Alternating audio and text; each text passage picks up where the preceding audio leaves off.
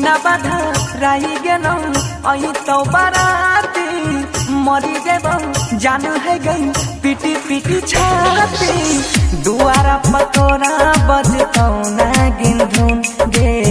दुआरा पतोरा बजतौ ना गिनधुन हमरा आंगन में बजतौ गे जननी रागुन हमरा आंगन में बजतौ गे जननी रागुन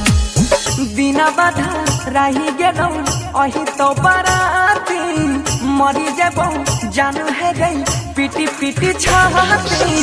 दुआरा पतोरा बजतौ ना गिनधुन गे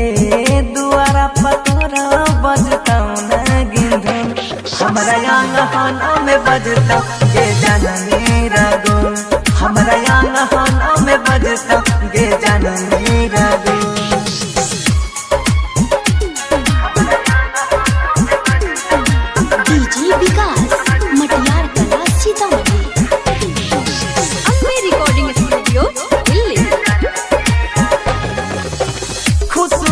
जान करी हे नैया अफसोस गे गलती तोहर नहीं छौ तक देरी के छै दोष गे खुश रही है जान करी हे नैया अफसोस गे गलती तोहर नहीं छौ तक देरी के छै दोष गे गलती तोहर नहीं छौ तक देरी के छै दोष गे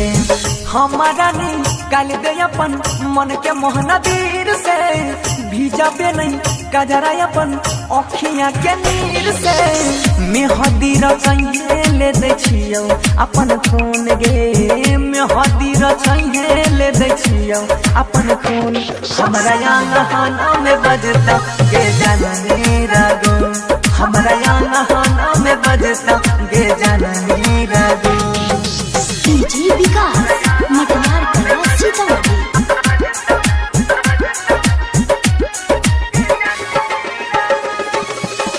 भूल जाइए वादा सब कसम क्रिया चिंता हमर करी है नहीं पियाबा के फिक्रिया भूल जाइए वादा कसम खाई सब क्रिया चिंता हमर करी है नहीं पियाबा के फिक्रिया चिंता हमर करी है नहीं पियाबा के फिक्रिया यहाँ मर आयुष के बैठ जाइए घर गे महरियो के तोहरे राह तो बंसी धर गे बगिया हमर होई गेलै आज सुन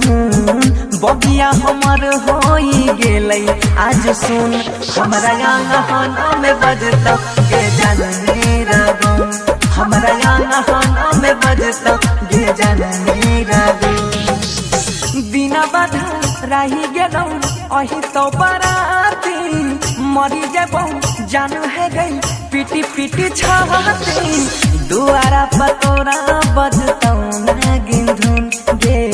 दुआरा पतोरा बजतौ ना गिनधुन हमरा आंगन में बजतौ गे जननी रागुन हमरा